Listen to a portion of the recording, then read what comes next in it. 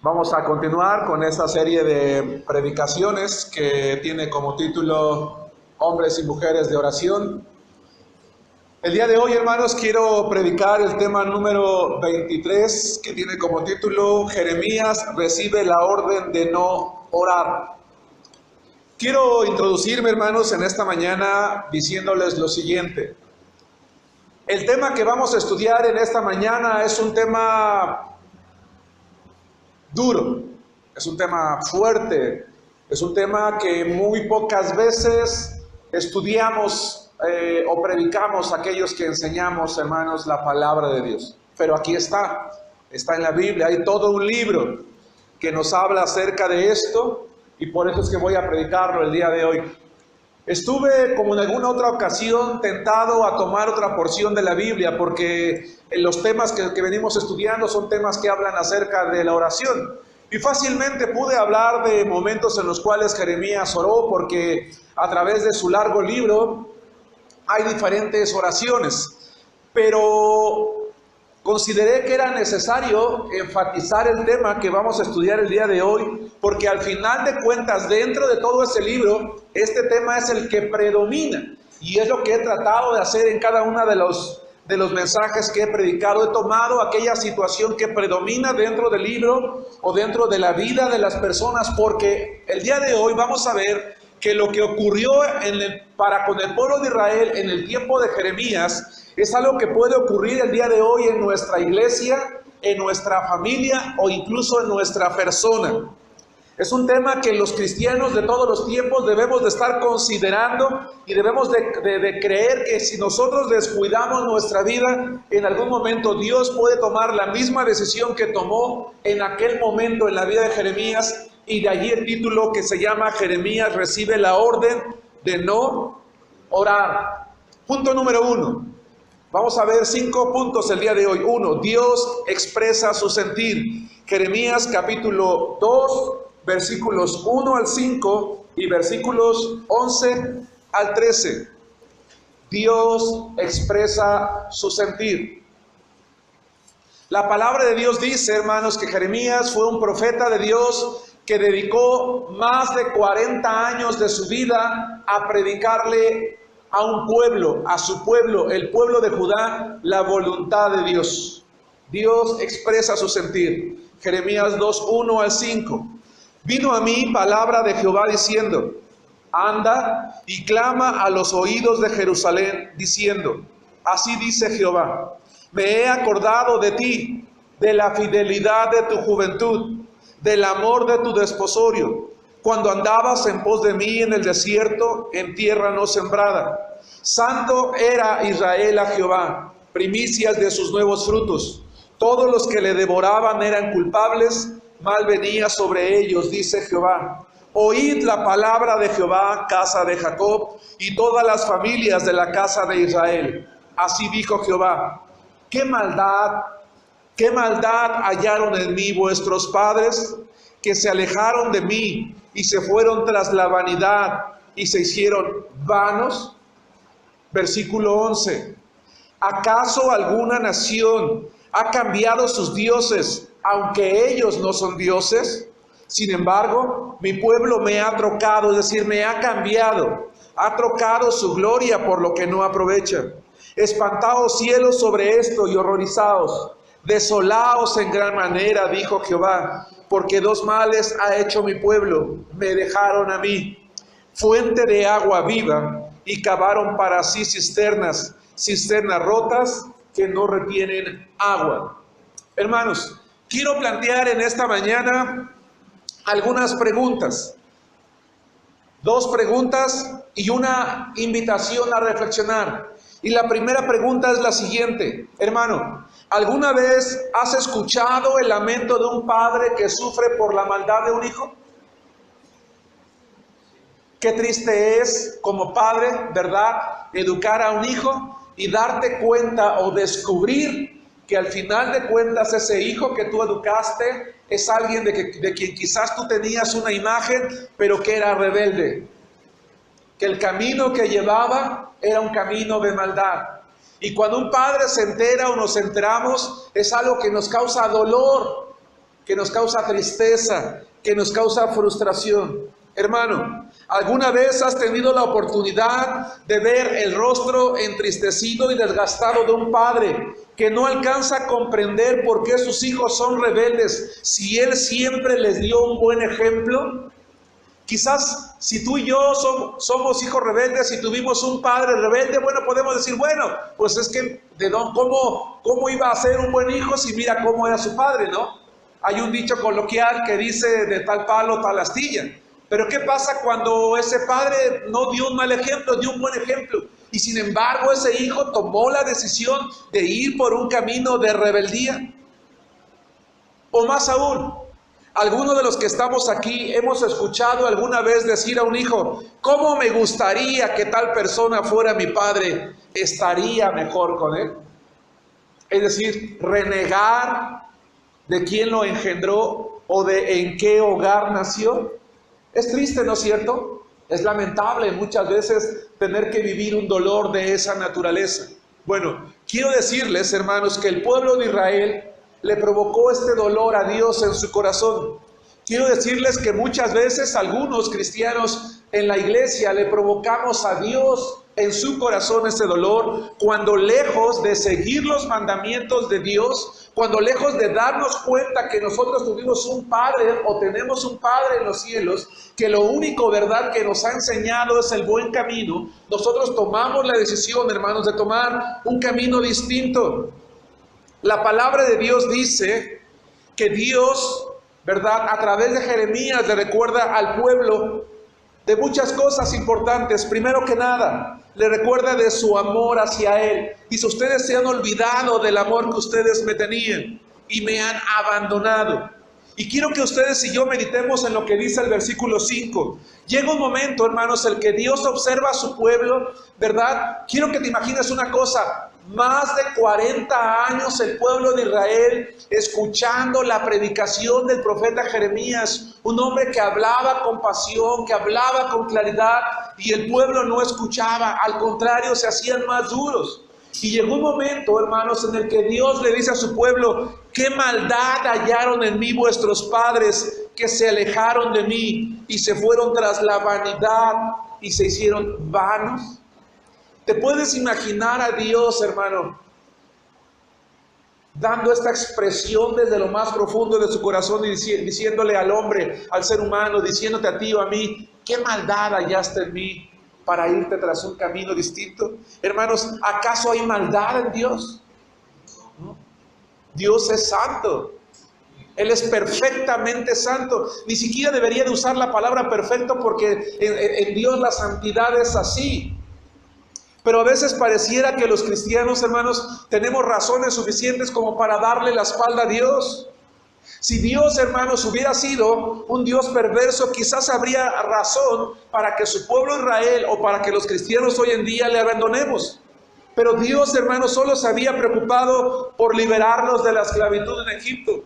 Solo se había preocupado, hermanos, de amarlos, de cuidarlos, de protegerlos de sus enemigos, de perdonarlos cuando pecaban, de proveerles para sus necesidades, de ser fiel todos los días de su vida. Sin embargo, la palabra de Dios dice que su pueblo, lejos de ser fiel a Él, se fueron tras otros dioses que los pueblos paganos adoraban. Si bien es cierto, Dios mismo dice, ellos no son dioses.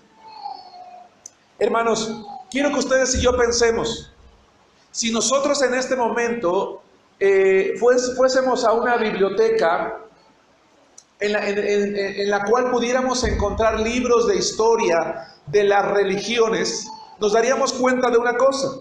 Nos daríamos cuenta que a través de la historia, cuando una persona se ha entregado por completo a adorar un ídolo, cualquiera que éste sea, ¿sí?, muy difícilmente lo abandona. De verdad. Cuando una persona se ha entregado a una religión pagana, a adorar a un rito o adorar a algún ídolo, es muy difícil que lo abandone. Es más, hay familias que por generaciones se han transmitido. Yo conozco familias que el abuelo era brujo, el hijo es brujo y entonces el nieto es brujo. Yo conozco familias, ¿verdad?, que la bisabuela adoraba una virgen, la abuela la adoraba, la hija la adoraba y la nieta la adora, y es más, tienen la misma imagen. Es la herencia que se van dejando. Yo he tenido la oportunidad de compartirle de Cristo a personas que me dicen, es que yo no voy a abandonar a mi imagen porque me la dio mi tatarabuela. Y hay gente que, entendiendo el mensaje de salvación, llora y dice, es que yo no le voy a dejar la espalda, yo no le voy a dar la espalda, yo no la voy a abandonar. Y a pesar de que yo les digo, mira, yo no te estoy diciendo ahorita que abandones, te estoy diciendo que creas en Cristo. Te estoy diciendo que recibas al Señor como tu único y suficiente Salvador, que leas la Biblia y que si el día de mañana al leer la Biblia tú entiendes que lo que estás haciendo no es bueno, entonces tú tomes la decisión de hacerlo. Y saben una cosa, hermanos, he conocido personas que me han dicho, pues prefiero no tomar una decisión por él que abandonar a mi ídolo. Pero si examináramos la historia de la religión cristiana, encontraríamos fácilmente creyentes que con mucha facilidad abandonamos el camino de la fe. Abandonamos la fidelidad a Cristo. Abandonamos a la iglesia. Abandonamos la verdadera adoración, lo cual causa un gran dolor en el corazón de Dios. Hermanos, ¿por qué los cristianos, verdad, con tanta facilidad nos alejamos de la iglesia? ¿Por qué con tanta facilidad dejamos de leer la Biblia? ¿Por qué con tanta facilidad dejamos de orar? ¿Por qué con tanta facilidad nos envolvemos, hermanos, en los pecados del mundo? ¿Por qué con tanta facilidad le damos la espalda a Dios nuestro Padre, que si de algo es culpable es de amarnos, de darnos la vida, de protegernos, de sanarnos, de confortarnos, de consolarnos, de estar a nuestro lado? La palabra de Dios es un clamor que retumba hasta nuestros días. Dios hoy en día sigue diciendo, ¿qué maldad hayas en mí que te alejas de mis caminos? Te vas tras la vanidad y te haces vano. Hermanos,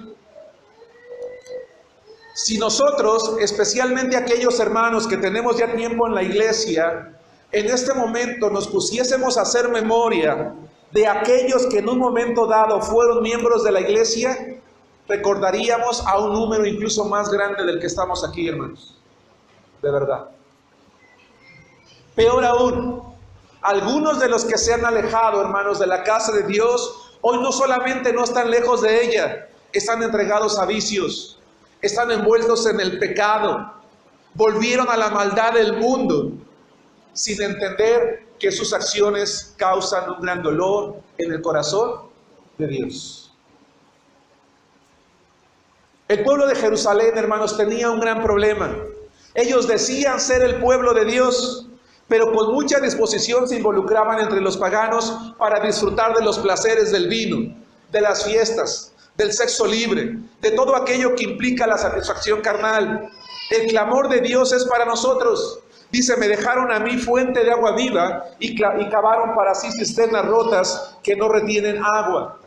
Hermanos, ¿cuántos de nosotros hoy en día, y yo me pongo en primer lugar, no menospreciamos al Señor en algún momento para ir tras esos placeres, sin darnos cuenta, hermanos, que son vanos?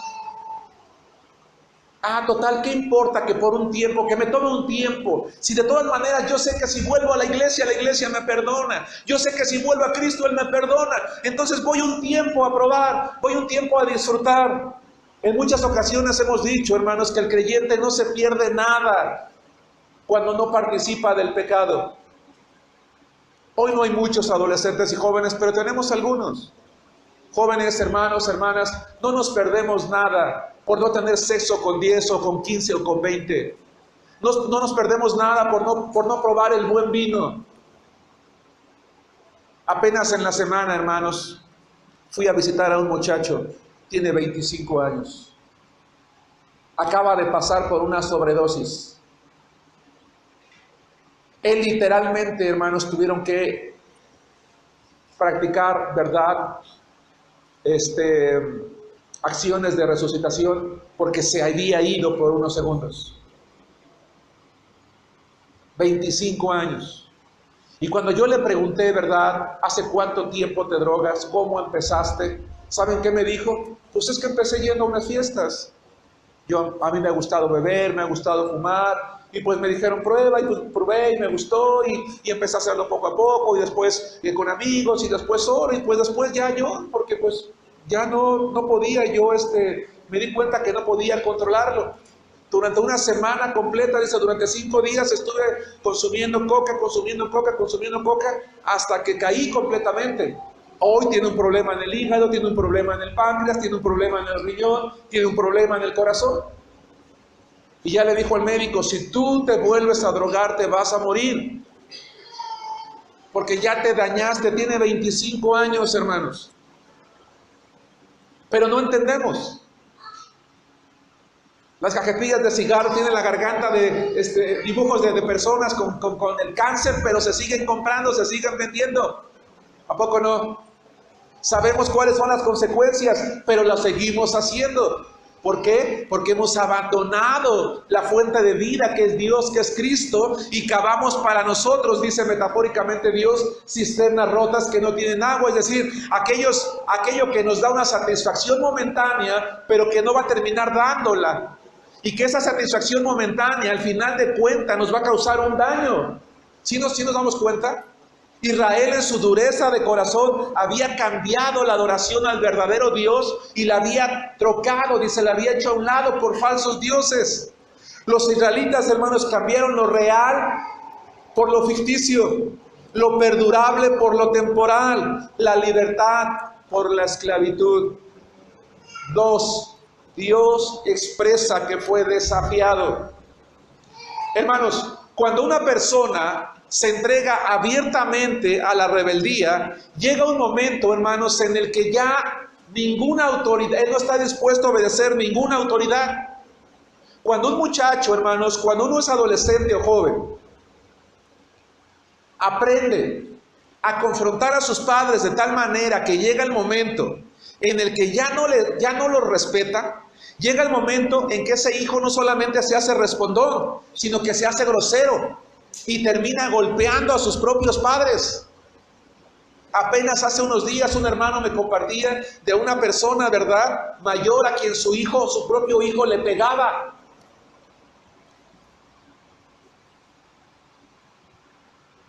¿Habremos creyentes, hermanos, que estamos golpeando a Dios con nuestra rebeldía?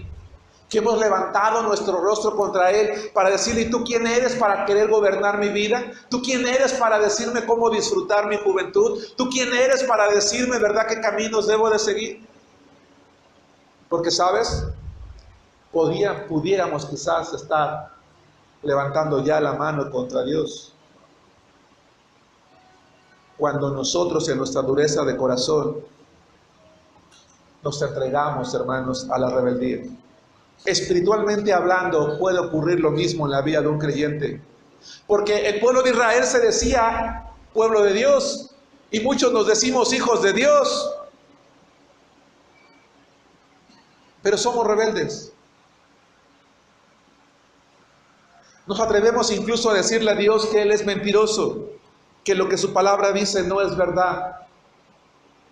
Quiero que veamos, hermanos, en esta tarde 5 cosas a través de las cuales podemos nosotros examinar el libro de Jeremías y darnos cuenta hasta qué punto el corazón del pueblo se había endurecido. 1.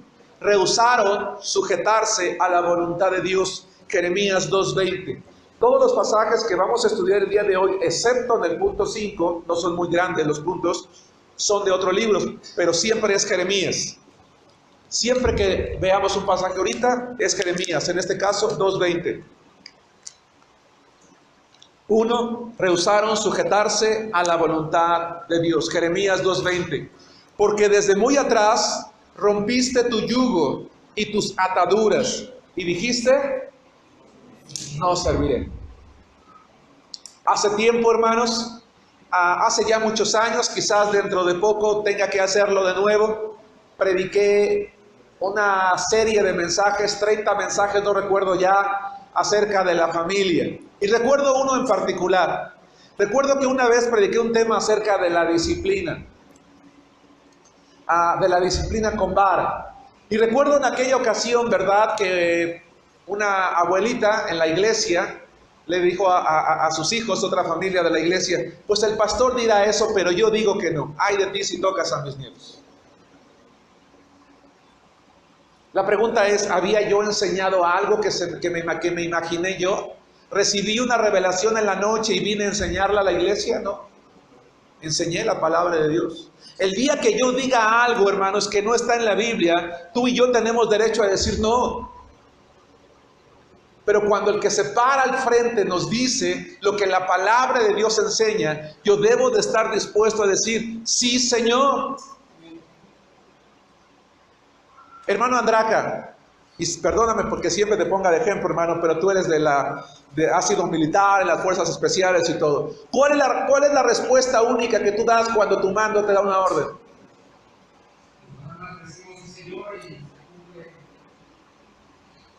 ¿Nada más dices? Sí, Señor. Sí, Señor. ¿Y hay de ti si dices no? ¿No es cierto? Pero el pueblo de Israel decía, no serviré, no lo voy a hacer. Lo dice Dios, ¿qué me importa? Yo no lo voy a hacer. Con todo esto dice, con todo eso, sobre todo collado alto y debajo de todo árbol frondoso, te echabas como ramera, le dice Dios a su pueblo. Yo te invito a que en tu casa leas el libro de Jeremías, hermano. Jeremías metafóricamente le habla a su pueblo muy fuerte, dice, eres como una ramera que se revuelca debajo de un árbol con cualquier amante, que se prostituye detrás de cualquier persona, dice, así eres tú conmigo. Porque siendo yo tu marido, simbólicamente le dice Dios, me traicionas y te vas con cualquiera. Hermanos, nosotros como hijos de Dios tenemos que cuidar nuestra vida espiritual porque le pertenecemos a Dios. No nos pertenecemos a nosotros mismos. Y cuando yo sigo un camino distinto o caminos distintos, me estoy prostituyendo, estoy abandonando a Dios, estoy abandonando sus caminos, estoy diciéndole no a su palabra. 2, negaron su lujuria moral, 2:23. ¿Cómo puedes decir, no soy inmunda? Nunca anduve tras los Baales. Mira tu proceder en el valle, conoce lo que has hecho, dromedaria ligera que tuerce su camino. Una dromedaria ligera es un animal que en el campo copula con cualquier otro, hermanos, sin ningún miramiento. Que si el amigo te invita, vas. Que si la amiga te dice, vas. Que si hay que decir palabras altisonantes, las dices. Que si tienes que involucrarte en esto, te involucras. Total, se vive solamente una vez. ¿Por qué la gente que hoy adora la maldad se aferra a sus creencias y los creyentes no lo hacemos? ¿Por qué nos avergüenza a nosotros mantenernos en pureza y en santidad para quedar bien con la gente, hermanos?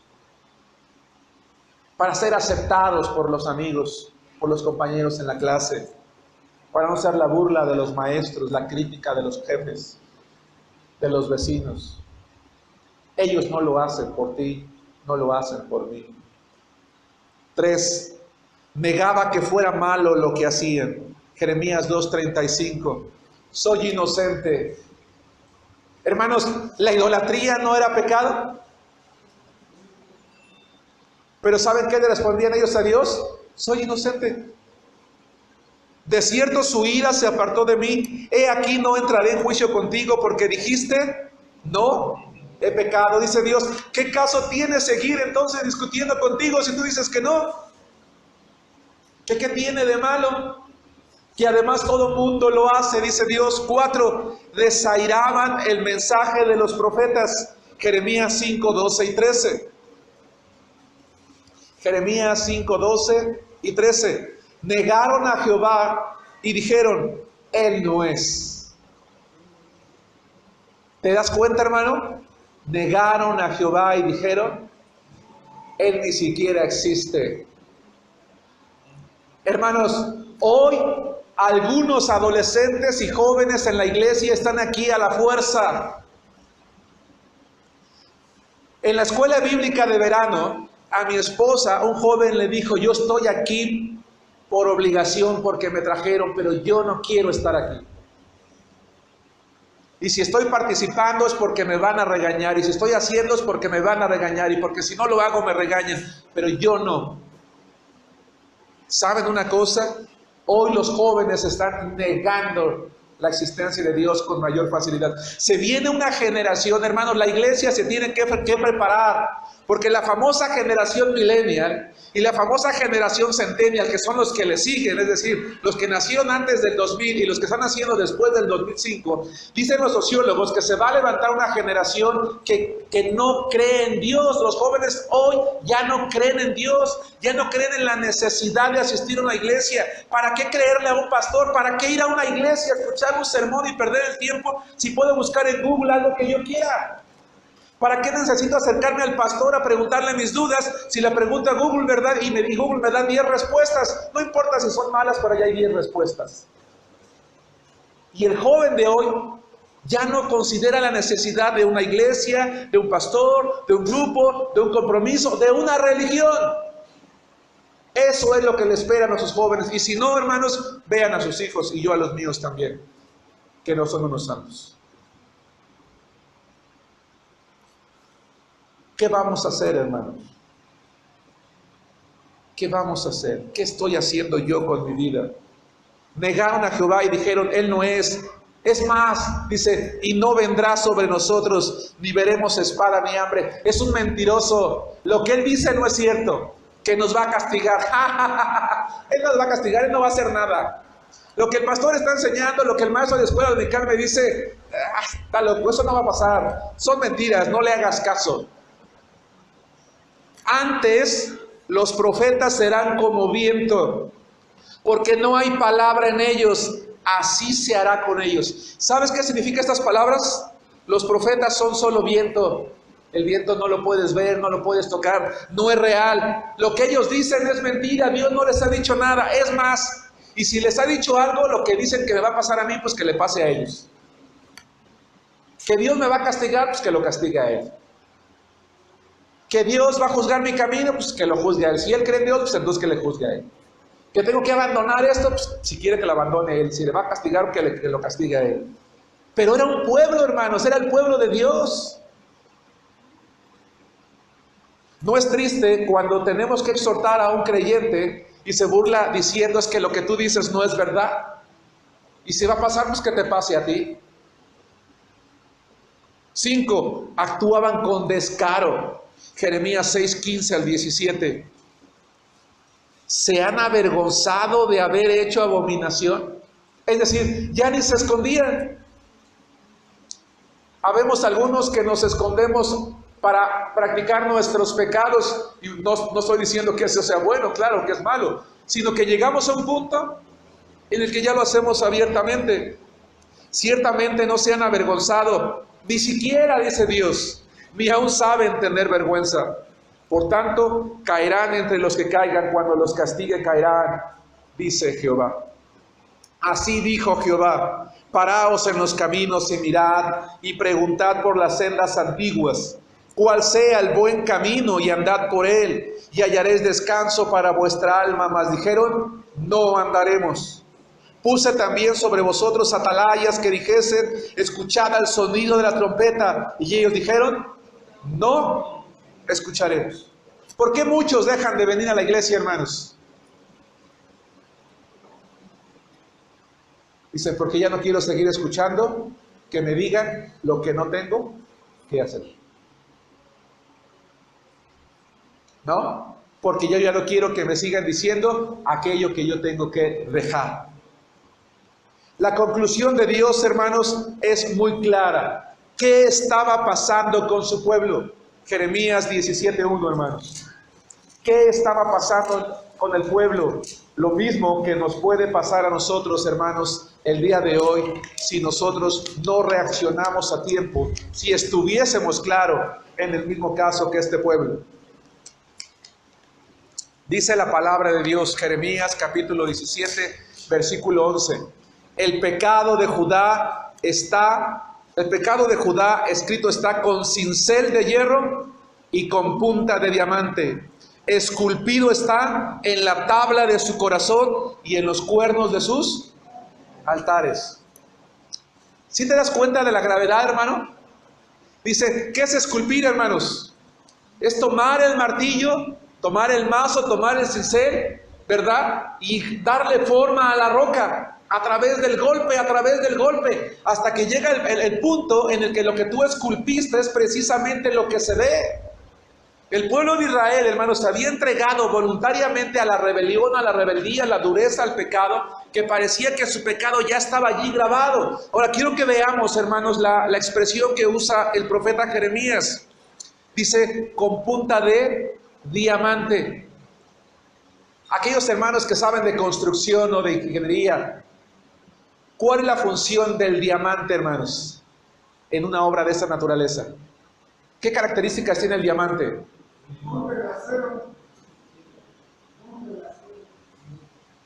Las compañías constructoras, hermanos, cuando van a excavar cuestiones profundas o roca muy dura, las puntas tienen diamante. Porque el diamante es una piedra preciosa muy dura y tiene la capacidad de quebrantar la piedra. Dice Jeremías, es como si alguien hubiese grabado en tu corazón pecado. Ya, ¿cómo lo puedes quitar? Hermanos, no vayamos por el camino incorrecto.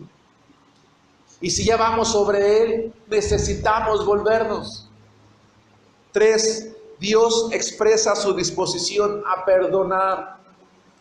Dios, hermanos, llamó al profeta Jeremías y le dio la difícil tarea de predicarle a un pueblo al que anticipadamente sabía que no iba a escuchar. Escucha esto, hermanos. Dios llamó a Jeremías y le dijo, te voy a mandar un pueblo, pero te advierto una cosa, no te va a escuchar. Pero de todas formas quiero que vayas y quiero que tú le prediques. Y quiero que les digas que yo los sigo amando, que yo los quiero rescatar de su maldad. Quiero que veamos lo que dice Jeremías capítulo 17, versículos 24 y 25. Porque ¿qué padre, hermanos, no ama a sus hijos?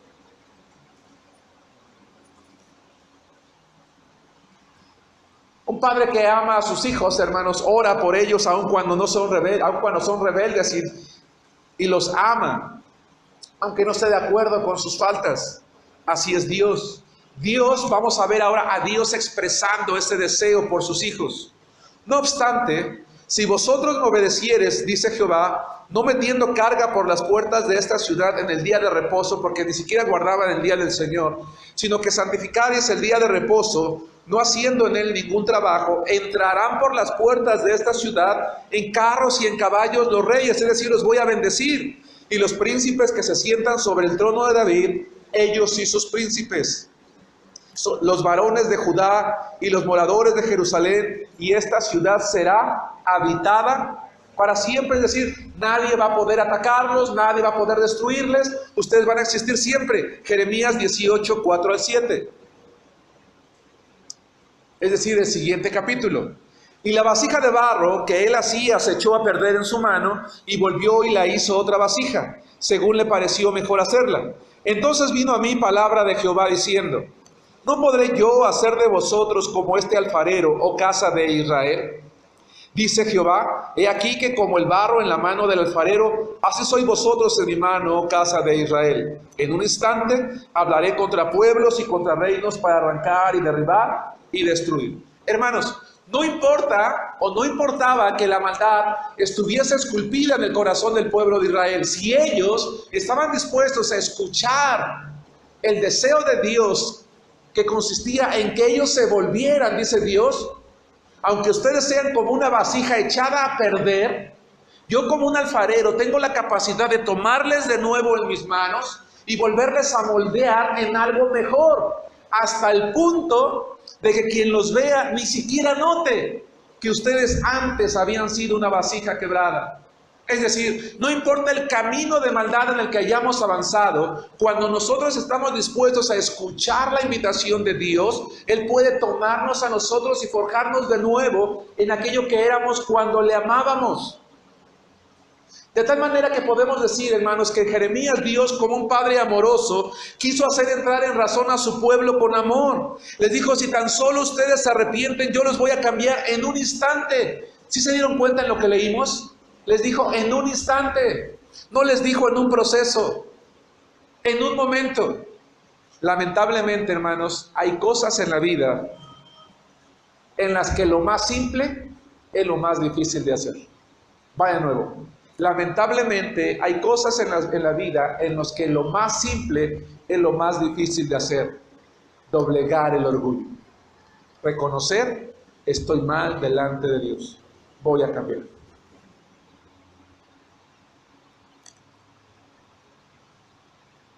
Y entonces la necedad nos atrapa.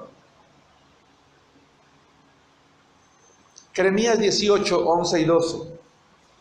¿Qué hizo el pueblo ante esta invitación de Dios?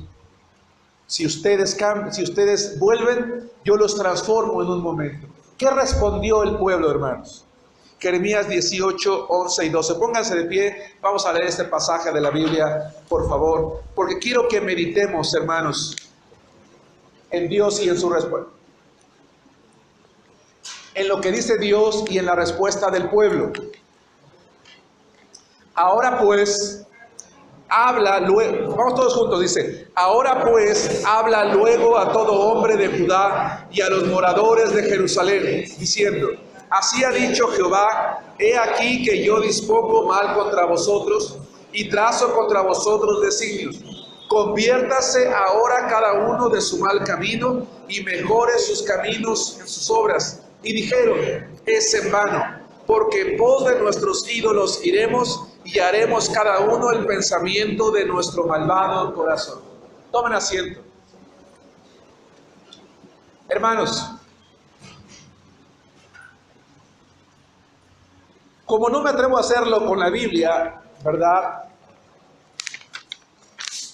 Por lo que ella representa, al ser la palabra de Dios, voy a tomar una hoja aquí de los chicos de la alabanza para ilustrar lo siguiente. Imagina que esta es la Biblia, aunque bueno, hoy muchos la traen allí en su dispositivo. ¿Qué hacemos cuando nosotros llegamos a casa después de escuchar un mensaje como el de hoy? Es decir, meditamos o llegamos a casa y decimos, hoy se pasó el pastor de veras. De haber sabido de lo que iba a hablar, mejor me hubiera ido.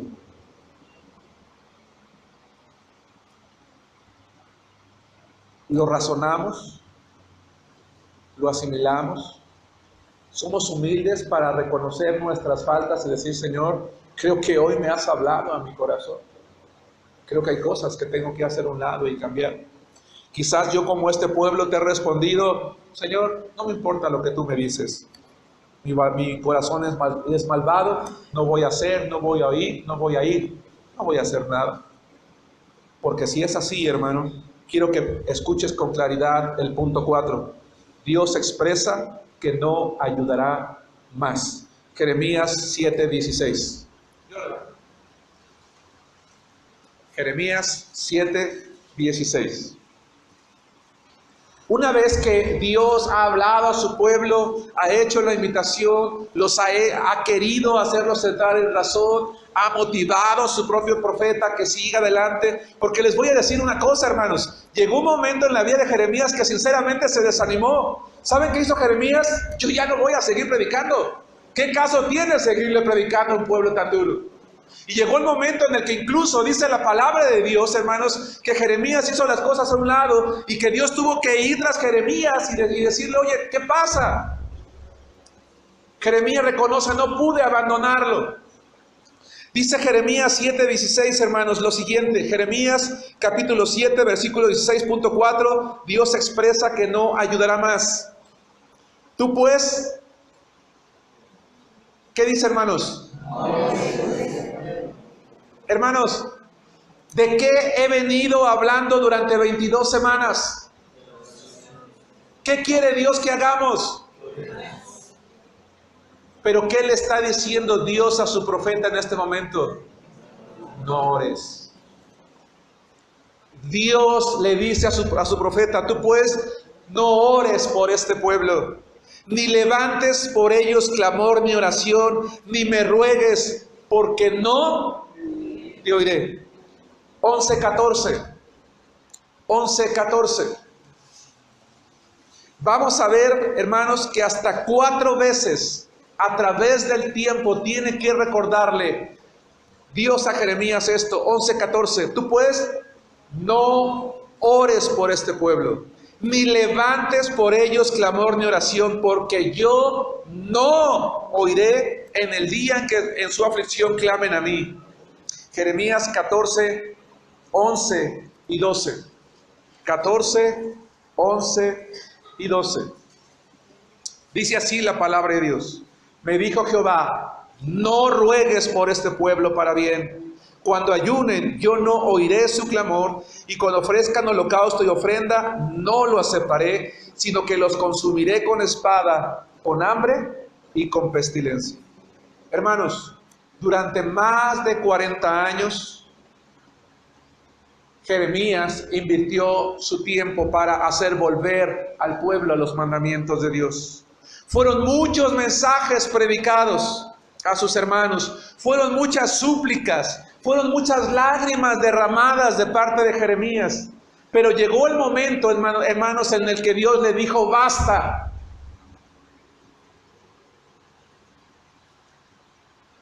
Basta ya de predicarle a este pueblo, basta ya de tanta paciencia, basta ya de tanta misericordia. Han sido muchos años de esperar al pueblo, ha sido muchos años de mostrarle bondad a gente tan rebelde.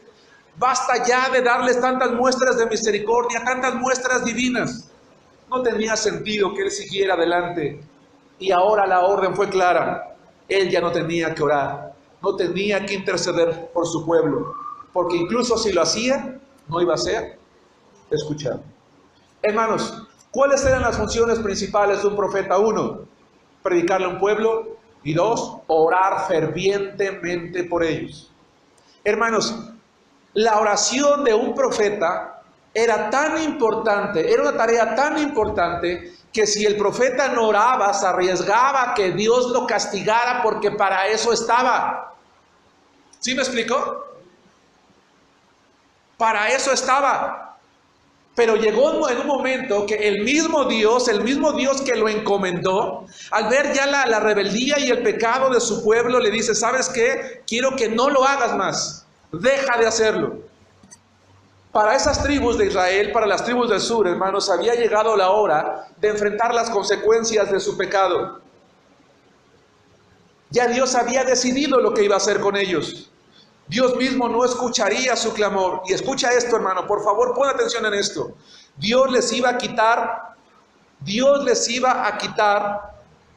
el amparo que representa orar por un pueblo.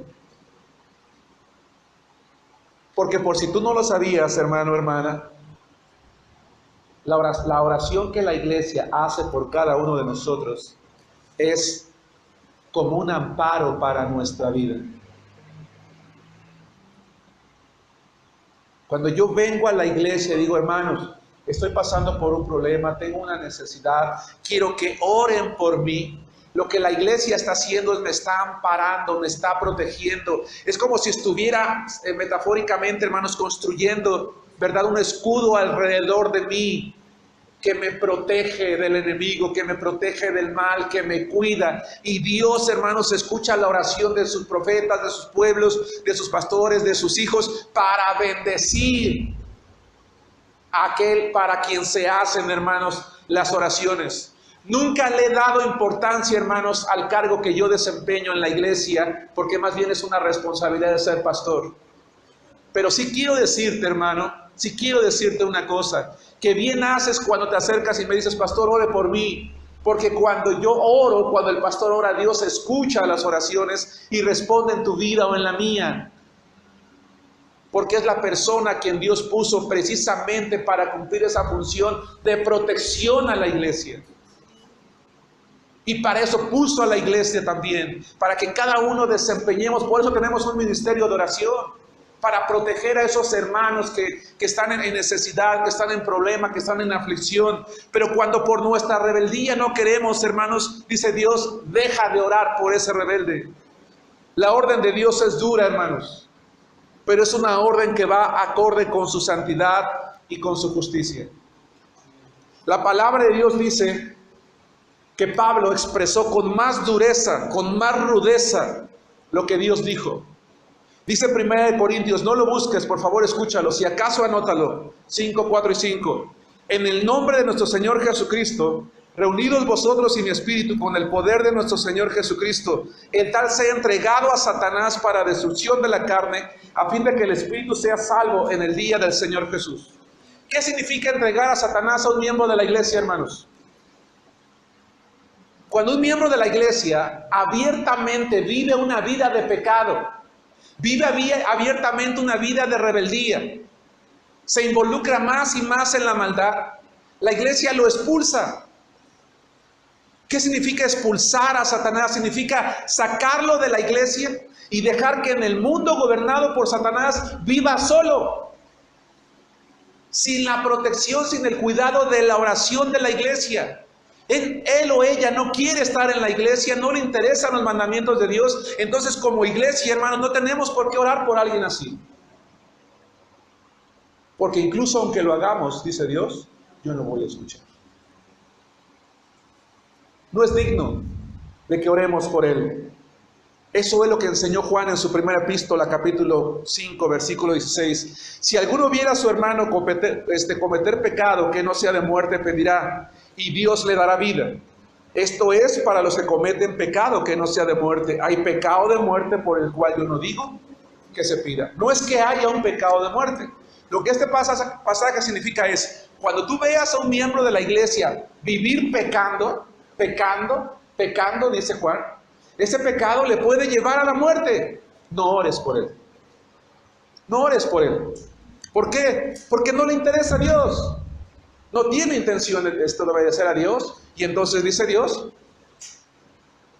déjalo en el mundo, que Satanás trate con él. Dice Dios, tarde o temprano, Satanás se va a hacer cargo de él.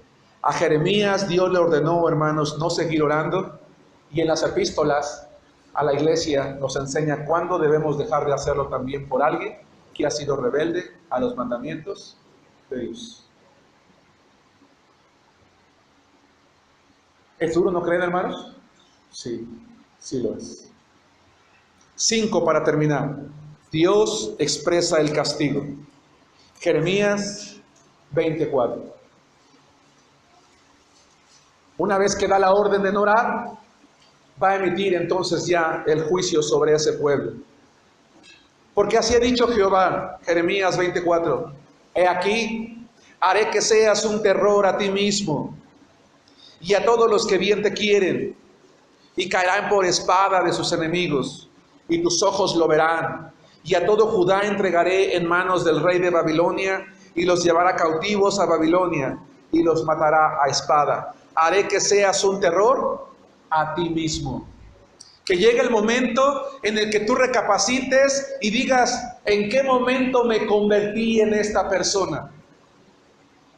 ¿En qué momento perdí el pudor? ¿En qué momento me involucré tanto en el pecado que me dominó de esta manera? ¿En qué momento me convertí en una persona corrompida, corrupta, mala? ¿En qué momento me convertí en esto? Dice Dios a su pueblo.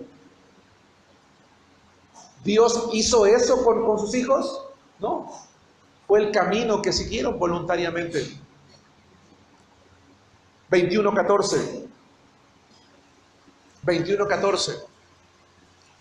Yo os castigaré conforme al fruto de sus obras, dice Jehová, y haré encender fuego en su bosque y consumirá todo lo que está alrededor de él.